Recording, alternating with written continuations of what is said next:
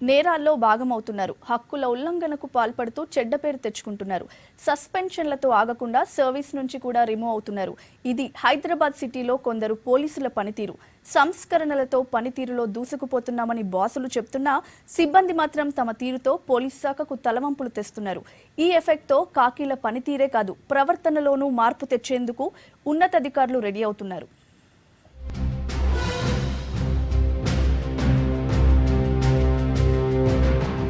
హైదరాబాద్ పోలీసుల తీరు రాష్ట్ర వ్యాప్తంగా కొత్త చర్చకు దారితీస్తోంది. సిటీలో ఫ్రెండ్లీ పోలీసింగ్ అమలు చేయాలని చూస్తున్న ఉన్నతాధికారులకు కొందరి వ్యవహారం తలనొప్పులు తెచ్చిపెడుతోంది.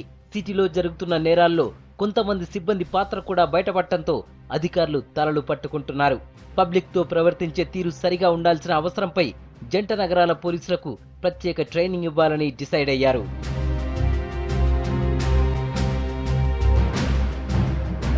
సొంత రాష్ట్రం ఏర్పడిన తర్వాత శాంతి భద్రతల రక్షణకు ప్రభుత్వం ఇంపార్టెన్స్ ఇచ్చింది. తగిన వనరులు, నిధులు కేటాయిస్తూ పోలీస్ శాఖకు అండదండగా ఉంది.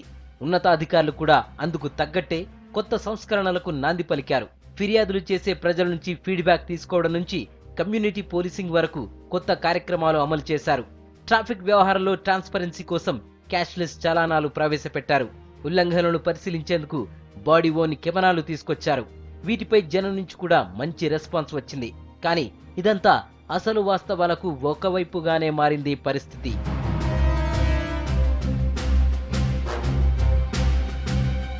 పోలీసు బాసుల ఆలోచనలు, వాళ్లు అమలు చేస్తున్నామని అనుకుంటున్న సంస్కరణలు కింది స్థాయి సిబ్బందిలో పూర్తి మార్పు తేలేకపోతున్నాయి. పాత తీరుకే అలవాటు పడిన కొందరు ఖాకీలు నేరాల్లో భాగమవుతుండడంతో వాళ్లు కూడా చివరికి ఊచలు లెక్క పెట్టాల్సిన పరిస్థితి వస్తోంది.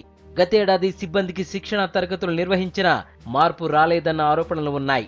మేడ్చల్ పిఎస్లో ఎస్ఐ సతీష్ ఓ మహిళతో వ్యవహరించిన తీరే ఇందుకు ఎగ్జాంపుల్.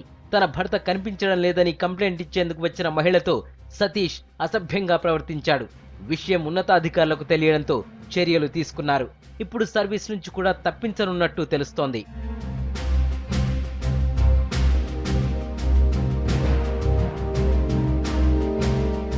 సిటీ పోలీసుల్లో కొందరు నేరాలకు పాల్పడుతున్న విషయం కూడా ఈ మధ్య కొన్ని సంఘటనలతో బయటపడింది. పాస్పోర్ట్ జారీ కేసులో హుజీ ఉగ్రవాదితో పాటు 2 ఫారినర్లు, 3 లోకల్ ఏజెంట్లను అరెస్ట్ చేసిన పోలీసులు ఓ కానిస్టేబుల్ హ్యాండ్ కూడా ఉన్నట్టు గుర్తించారు. ఆ ఖాకీది కుట్రపూరిత నేరంగా తేల్చారు. మరో 4 పోలీసులు కూడా అతనికి సహకరించినట్టు గుర్తించారు. చివరికి ఆ కానిస్టేబుల్ ను అరెస్ట్ చేయించి సర్వీస్ నుంచి తొలగించిన హైదరాబాద్ సిపి మహేందర్ రెడ్డి మిగతా 4 సస్పెండ్ చేశారు.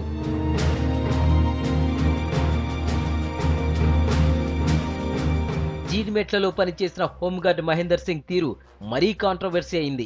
పొద్దున డ్యూటీ చేస్తూ రాత్రి చైన్ స్నాచర్ గా మహేందర్ తీరు పోలీసులకే షాక్ ఇచ్చింది.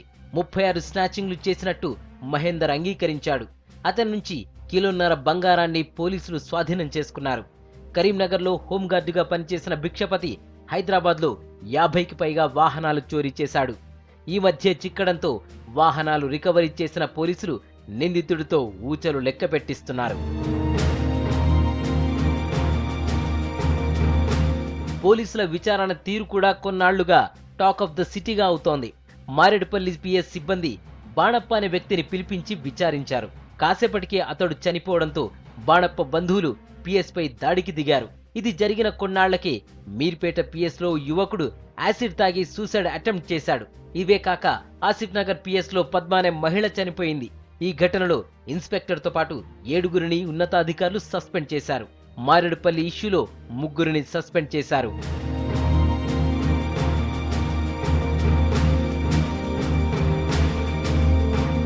సస్పెండ్ చేస్తున్నా, పోస్టు నుంచి రిమూవ్ చేస్తున్నా, ఆఖరికి అరెస్ట్ చేసినా కొందరు పోలీసుల తీరులో ఏమాత్రం మార్పు రావడం లేదు. ఈ పరిస్థితిపై సీరియస్ గా ఉన్న ఉన్నతాధికారులు సిబ్బందికి క్లాస్ ఇస్తూ పనితీరులో మైండ్ సెట్ మార్చుకోవాలని గట్టిగా చెప్పినట్టు సమాచారం. అంతేకాక పోలీసుల ప్రవర్తనలో మార్పు కోసం త్వరలో సైకాలజిస్టులను, సీనియర్ అధికారులతో స్పెషల్ క్లాసులు నిర్వహించేందుకు ఖాకీ బాసులు ఆలోచిస్తున్నారు. జనంలో మంచి పేరు తెచ్చుకునేందుకు ప్లాన్ చేస్తున్నారు.